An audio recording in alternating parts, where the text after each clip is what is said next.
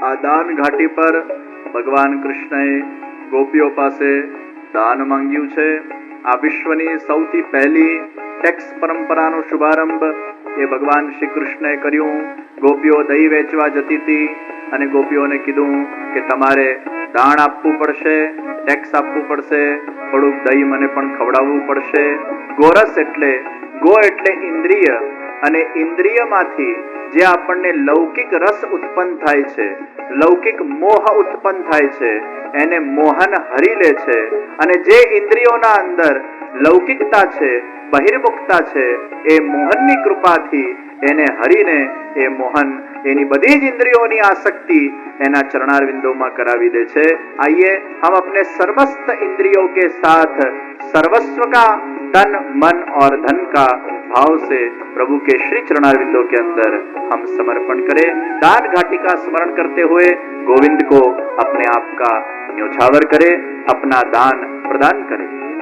हम कितने महाभाग्यशाली हैं कि आप हमारे नाथ हो. ભગવાન પાસે માંગ્યું નથી, પણ ભગવાનને કહ્યું છે કે આપ અમારા નાથ છો. એ અમે કેટલા ભાગ્યશાળી કહેવાઈએ. અને નાથને ખબર જ હોય કે એને એના ભક્તોનું રક્ષણ કરવું જોઈએ. રક્ષા કરો ऐसा व्रज भक्त मांग नहीं रहे हैं. भगवान को पता ही है कि मुझे रक्षा करनी चाहिए. एक नाનું બાળક જ્યારે માતાના ગોદમાં રમતું હોય અને માતા જ્યારે બાળકને ઉછાળે ને બાળક હસતું હસતું નીચે આવે, ત્યારે બાળકે ચિલ્લાવવાની જરૂર નથી, માં બચાવો બચાવો બચાવો. બાળકને ખબર છે આ માએ જ મને ઉછાળ્યો છે તો એ મને કેચ તો કરશે જ.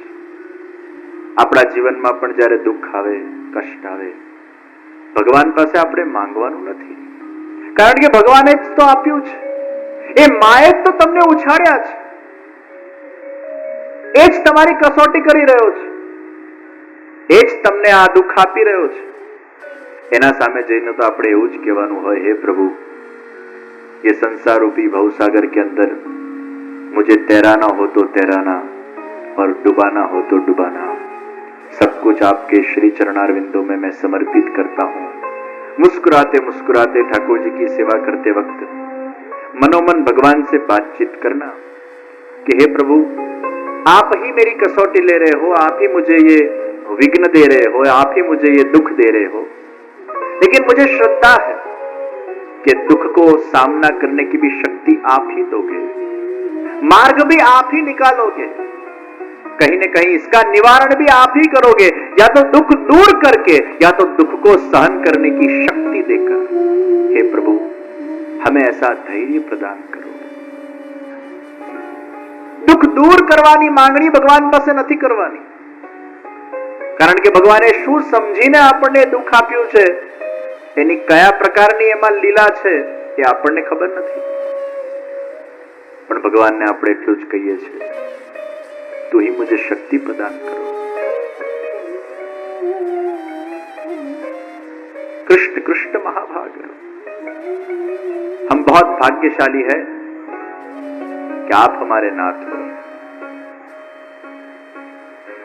માંગવું કઈ રીતે ભગવાન સામે ગોપીઓ આપણને શીખવાડે છે, આ રીતે માંગવું. નહીં તો માંગણીનો માર્ગ અશાંતિનો માર્ગ છે, બંધનનો માર્ગ છે. આજે તમારી ઈચ્છા પૂરી થઈને ક્યારે ઈચ્છા પૂરી ન થાય, પણ સમર્પણનો માર્ગ એ શ્રેષ્ઠ માર્ગ છે, જેમાં ભગવાન ઉપર પૂર્ણ શ્રદ્ધા છે, પૂર્ણ વિશ્વાસ છે.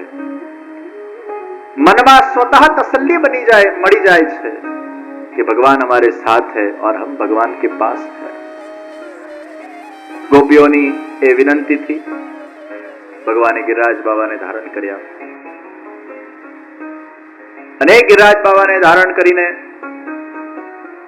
એક આંગળીથી गिरिराज बाबाने धारण કર્યા, મુઠ્ઠી બંધ કરીને આશ્વાસન બધાને આપ્યું કે હું તમારા સર્વનો નાથ છું અને એકવાર તમારું મારા સાથેનું સંબંધ હોય તો હું ક્યારે પણ તમને છોડીશ નહીં. નેત્ર ઝુકાવેલા છે.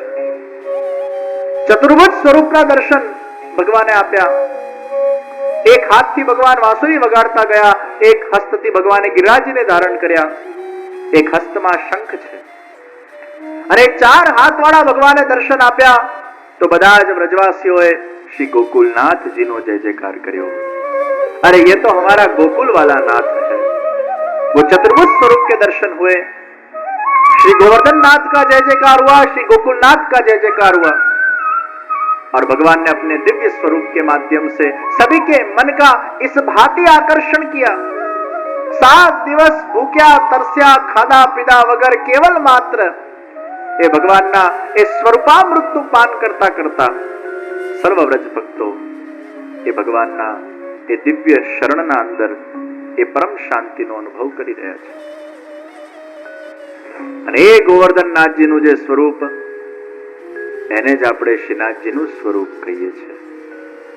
શ્રી ગોવર્ધનનાથજી એ શ્રીનાથજી।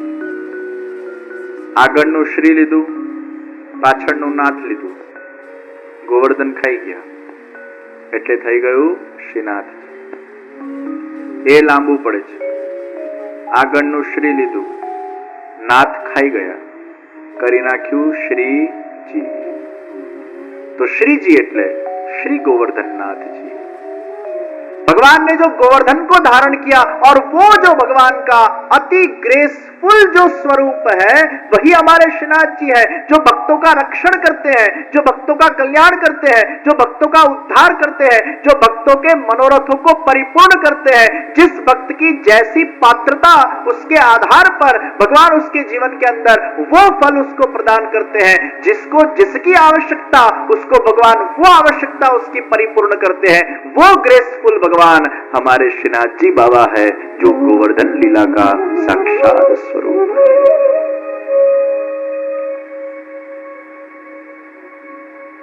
और वो कृष्ण ही है। મને એક જણાએ કીધું કે આ શ્રીનાથજી બાબા છે ને બધાની કસોટી બહુ લે, એટલે શ્રીનાથજી બાબાની ભક્તિ કરવી એટલે આમ બહુ રિસ્કી ભક્તિ કહેવાય। આનું તો કોઈ ઠેકાણું નહીં, એ આપણા ઘેર આવે ને એ દિવસે જ ચોરી થાય। અને અમે સાંભળ્યું છે કે શ્રીનાથજીની ભક્તિ કરો ને એટલે બહુ જ દુઃખ વેડફવા પડે, બહુ જ કસોટીઓ કરે, બહુ જ હેરાનગતિઓ આવે, અરે ધનવાન નિર્ધન થઈ જાય। મેં કીધું એવું તમને કોણે કીધું? એ કે ના અમે એવું સાંભળ્યું છે। બધું તમે ખોટું સાંભળ્યું છે। जिसकी जो पात्रता है उसके आधार पर भगवान उसको फल देते हैं।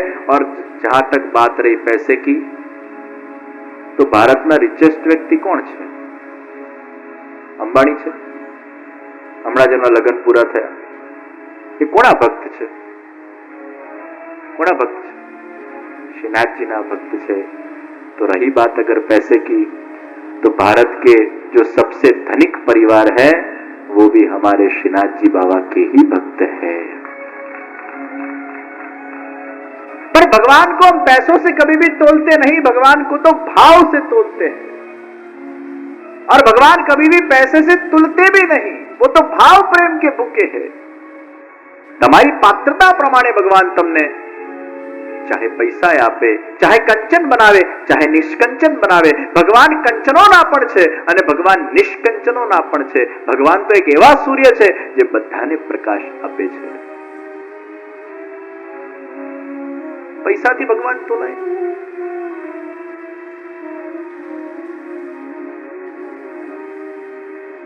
દુનિયાના ઘણા બધા મિલિયનરો નાસ્તિક છે અને એ મિલિયનરો નાસ્તિક થઈને કઈ રીતે મિલિયનર થયા? કયા ભગવાને એમના પર કૃપા કરી? અને અગર નાસ્તિકો મિલિયનર થઈ શકતા હોય એનો અર્થ એ છે કે ભગવાનને નથી માનતા તોય ભગવાન એમને પૈસો આપે છે, એ ક્યાંથી લઈ આવ્યા? એનો અર્થ એ થયો કે પૈસાનું ભગવાનની ભક્તિ સાથે કોઈ સંબંધ નથી। તમે ભગવાનને માનો તો જ તમને પૈસા મળે, અને તમે ભગવાનને ન માનો અને તમને પૈસા ન મળે તો પછી એવું થવું જોઈએ કે જેટલા નાસ્તિકો છે ભગવાને મીટિંગ કરવી જોઈએ કે આ જે આપણને ન માને એને કંગાલ કરો,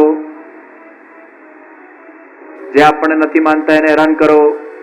એવું તો નથી। पैसे से हम भगवान को कभी भी तोलते नहीं है। इसलिए मैंने कहा भक्ति का संबंध भौतिक विषयों के साथ है ही नहीं। पैसे तो भगवान के लिए तुच्छ वस्तु है। મહાપ્રભુજી કે છે, અરે ભગવાન પાસે તમે તુચ્છ વસ્તુઓ નહીં માંગતા. રાષ્ટ્રપતિની તમને અપોઇન્ટમેન્ટ મળી હોય અને એ રાષ્ટ્રપતિની 5 મિનિટની અપોઇન્ટમેન્ટમાં તમે રાષ્ટ્રપતિને એવું કહો કે રાષ્ટ્રપતિજી પ્લીઝ પ્લીઝ પ્લીઝ પ્લીઝ મારા કારનો લાયસન્સ કરાવી આપો ને. અત્યારે રાષ્ટ્રપતિ સાથેની મુલાકાતમાં તું લાયસન્સની વાત કરે, પેલો પટાવાળો કરી આપે તને ભાઈ, એના માટે તારે ભગવાનને ડિસ્ટર્બ કરવાના હોય. એમ ભગવાન એ વિશ્વપતિ છે, બ્રહ્માંડપતિ છે, પૂર્ણ પુરુષોત્તમ છે, પરમેશ્વર છે. એવા શ્યામ સુંદર સાથે જે આપણો બ્રહ્મ સંબંધ થયું હોય અને એના દરબારમાં આપણે જઈએ અને સાવ નજીવી વાતો જ્યારે ભગવાન પાસે આપણે માંગીએ ત્યારે ભગવાન કહે છે, માંગા તો भी तूने क्या मांगा. अर्जुन ने मांगा तो कृष्ण को मांगा, कृष्ण का साथ मांगा, कृष्ण उसके सारथी बने. हम भी कृष्ण के पास जाकर क्या मांगे, हे प्रभु आप मेरे मन के सारथी बनो और मेरी इंद्रियों को अंतर्मुख बनाओ, मेरे इंद्रियों को आपके रंग के अंदर आप रंगो, आपका मुझे बनाओ और मैं आपका बन जाऊं. आप हमेशा मेरे साथ रहो, मेरे पास रहो, अविरत आपकी कृपा का मुझे अनुभव होता रहे, मुझे आपसे दूर मत करना. आ भगवान પાસે મંગા. નારાયણ સાથે હોય ને લક્ષ્મી ભેગી આવી જ જાય. નારાયણને આમંત્રણ આપો ને લક્ષ્મીજી આવું જ પડે. એકલા લક્ષ્મીજીને આમંત્રણ આપો તો એવું ના હાલે. નારાયણ આવે એટલે લક્ષ્મીજી આવી જ જાય. परमेश्वर अगर हमारे साथ है, हमारे पास है, उसके साथ का हमारा नाता है. फिर इधर उधर छोटी छोटी बात भगवान के सामने रखकर हमें समय नहीं बिगाड़ना चाहिए किसी महापुरुष का या ईश्वर का, और हमारी भी डिवेल्यूशन नहीं करनी चाहिए. इन भगवान ना मंदिर में जईने 50 रुपया मूके के 100 रुपया मूके પછી ભગવાન ને કે ભગવાન મને જોબ આપજો, ભગવાન મને પત્ની આપજો, ભગવાન મને સંતાન આપજો, ભગવાન મને ઘર આપજો, ભગવાન મને આ આપજો, ભગવાન મને તે આપજો. ભગવાન કે 100 રૂપિયામાં આટલું બધું આવે